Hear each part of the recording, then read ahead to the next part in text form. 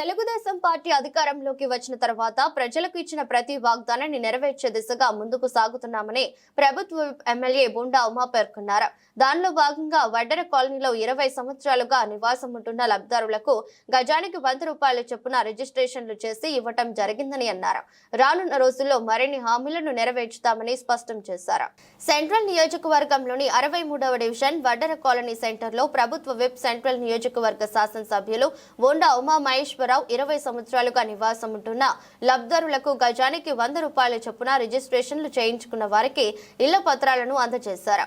ఈ సందర్భంగా బోండా ఉమా మహేశ్వరరావు మాట్లాడుతూ తెలుగుదేశం పార్టీ అధికారంలోకి వచ్చిన తర్వాత ప్రజలకు ఇచ్చిన ప్రతి వాగ్దానాన్ని నెరవేర్చే దిశగా ముందుకు సాగుతున్నామని పేర్కొన్నారు.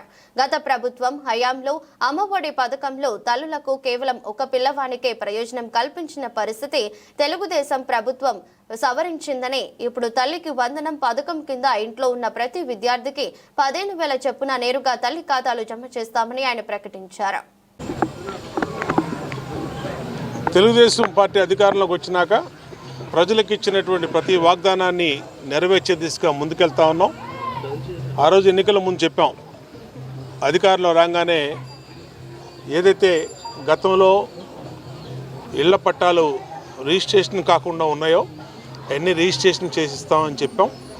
మరి దాని ప్రకారం ఇచ్చిన మాట ప్రకారం రిజిస్ట్రేషన్ చేసి ఇళ్ల దగ్గరికే తీసుకొచ్చి వాళ్ళని సత్కరించి మరి ఇవాళ ఆ రిజిస్ట్రేషన్ పట్టాలని వాళ్ళకి ఇంటి దగ్గరే హ్యాండ్ ఓవర్ చేయడం జరిగింది.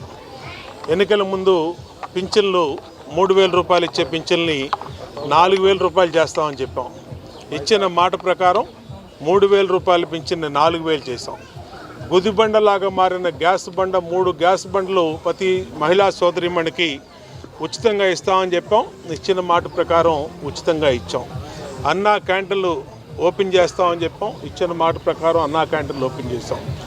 వచ్చే నెల మే నెల నుంచి గత ప్రభుత్వం అమ్మఒడి పేరు మీద ఎవరైతే 2 పిల్లలున్న తల్లులకి ఒకరికే ఇచ్చే అర్ధఒడి చేసిందో, ఈ ప్రభుత్వం వచ్చినాక 2 పిల్లలుంటే చెరో 15,000 30,000 రూపాయలు, 3 పిల్లలుంటే 3 15,000 45,000 రూపాయలు ఇస్తామని చెప్పాం.